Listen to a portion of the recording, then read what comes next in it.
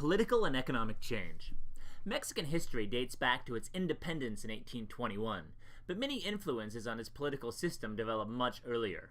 Over time, Mexico has experienced authoritarian governments first under the colonial control of Spain, and then under military dictatorships during the 19th century.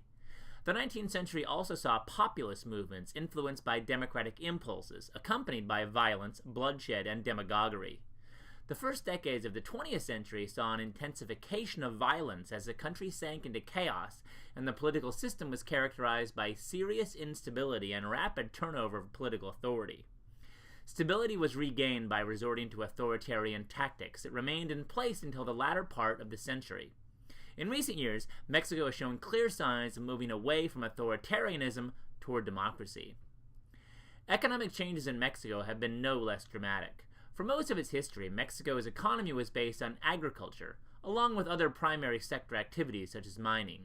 However, Mexico was strongly influenced by the industrialization of its northern neighbor, the United States, starting in the late 1800s. Under the dictatorship of Porfirio Diaz, U.S. business interests were encouraged to develop in Mexico, and a strong dependency on the U.S. economy was put in place. Mexican nationalists have reacted against U.S. participation in the Mexican economy at various times since those days, so that anti-U.S. sentiments have become one dynamic of political and economic interactions. During the late 20th century, Mexico industrialized rapidly, with its rich natural resource of oil serving as the wind that drove the economic expansion.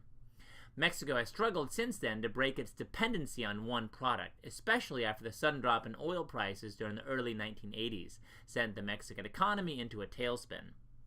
Today, Mexico has moved rapidly from an agricultural society to an industrial one, and even in some ways toward post-industrialism. We will divide our study of historical influences into three parts: colonialism, independence until the Revolution of 1910, and 1910 to the present. Colonialism. From 1519 to 1821, Spain controlled the area that is now Mexico. The Spanish placed their subjects in an elaborate social status hierarchy, with people born in Spain on top and the native Amerindians on the bottom. Colonialism left several enduring influences. Cultural heterogeneity. When the Spanish arrived in 1519, the area was well populated with natives, many of whom were controlled by the Aztecs. When the conquistador Hernán Cortés captured the Aztec capital of Tenochtitlan, the Spanish effectively took control of the entire area. Even though status differences between natives and Spanish were clearly drawn, the population soon mixed, particularly since Spanish soldiers were not allowed to bring their families from Spain to the New World.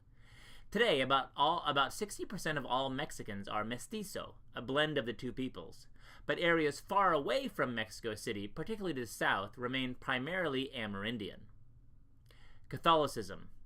Most Spaniards remained in or near Mexico City after their arrival, but Spanish Catholic priests settled far and wide as they converted the population to Christianity. Priests set up missions that became population centers, and despite the differences in status, they often developed great attachments to the people who they led. Economic dependency. The area was controlled by Spain and served the mother country as a colony, although the territory was so vast that the Spanish never realized the extent of Mexico's natural resources. Independence, new country, 1810 to 1911. As part of the wave of revolutions that swept across Latin America during the early 1800s, a Mexican parish priest named Miguel Hidalgo led a popular rebellion against Spanish rule in 1810. After 11 years of turmoil and Father Hidalgo's execution, Spain finally recognized Mexico's independence in 1821. Father Hidalgo, though of Spanish origins, was seen as a champion of the indigenous people of Mexico. He still symbolizes the political rights of the peasantry, and statues in his memory stand in public squares all over the country. However, stability and order did not follow independence, with a total of 36 presidents serving between 1833 and 1855. Important influences during this period were instability and legitimacy issues. When the Spanish left, they took their hierarchy with them, and reorganizing the government was a difficult task. Rise of the military. The instability invited military control, most famously exercised by Santa Anna, a military general and president of Mexico. Domination by the United States. The U.S. quickly picked up on the fact that its neighbor to the south was in disarray and chose to challenge Mexican land claims. By 1855, Mexico had lost half of its territory to the U.S. What is now Texas, New Mexico, Arizona, California, Utah, and part of Colorado fell under U.S. control after the Treaty of Guadalupe Hidalgo was signed in 1848. Liberal versus conservative struggle. The impulse of the 1810 revolution toward democracy came to clash with the military's attempt to establish authoritarianism, as in colonial days. The Constitution of 1857 was set up on democratic principles, and a liberal president, Benito Juarez, was one of Mexico's greatest heroes. Like Father Hidalgo, Juarez was very popular with ordinary Mexican citizens. But unlike Hidalgo, he was a military general with a base of support among elites as well. Conservatism was reflected in the joint French, Spanish, and English takeover of Mexico under Maximilian, 1864 to 1867. His execution brought Juarez back to power, but brought no peace to Mexico. The Porfiriato, 1876 to 1911. Porfirio Diaz, one of Juarez's generals, staged a military coup in 1876 and instituted himself as the president of Mexico with a promise that he would not serve more than one term of office. He ignored that pledge and ruled Mexico with an iron hand for 34 years. He brought with him científicos, a group of young advisors who believed in bringing scientific and economic progress to Mexico. Influences of the Porfiriato are stability. With Diaz, the years of chaos came to an end, and his dictatorship brought a stable government to Mexico. Authoritarianism. This dictatorship allowed no sharing of political power beyond the small, closed elite. Foreign investment and economic growth. The científicos encouraged entrepreneurship and foreign investment, primarily from the United States, resulting in a growth of business and industry. Growing gap between the rich and the poor. As often happens in developing countries, the introduction of wealth did not ensure that all would benefit. Many of the elite became quite wealthy and led lavish lifestyles, but most people in Mexico remained poor. Eventually, even other elites became increasingly sensitive to the greed of the Porfirians and their own lack of opportunities, and so Diaz's regime ended with a coup from within the elite, sparking the revolution of 1910. 1910 to the present. The revolution of 1910 marked the end of the Porfiriato and the beginning of another round of instability and disorder, followed by many years of attempts to regain stability. The chaos of the early 20th century. In 1910, conflict broke out as reformers sought to end the Diaz dictatorship. When Diaz tried to block a presidential election, support for another general, Francisco Madero, a landowner from the northern state of Coahuila, swelled to the point that Diaz was forced to abdicate in 1911. So the revolution of 1910 began with a movement by other elites to remove Diaz from office. In their success, they set off a period of warlordism and popular uprisings that lasted until 1934. The influence of this era include patron-client systems. In their efforts to unseat Diaz, caudillos, political and military strongmen from different areas of the country, rose to challenge one another for power. Two popular leaders, Emiliano Zapata and Pancho Villa, emerged to lead peasant armies and establish another dimension to the rebellion. Around each leader, a patron-client system emerged that encompassed large numbers of citizens. Many caudillos, including Zapata and Villa, were assassinated, and many followers were violently killed in the competition among the leaders. Constitution of 1917. Although it represents an end to the revolution, the Constitution did not bring an end to the violence. It set up a structure for democratic government, complete with 3 branches and competitive elections. But political assassinations continued until the 1920s. The Constitution also sought to limit foreigners' rights to exploit natural resources by declaring that all subsoil rights are the property of the nation. Conflict with the Catholic Church.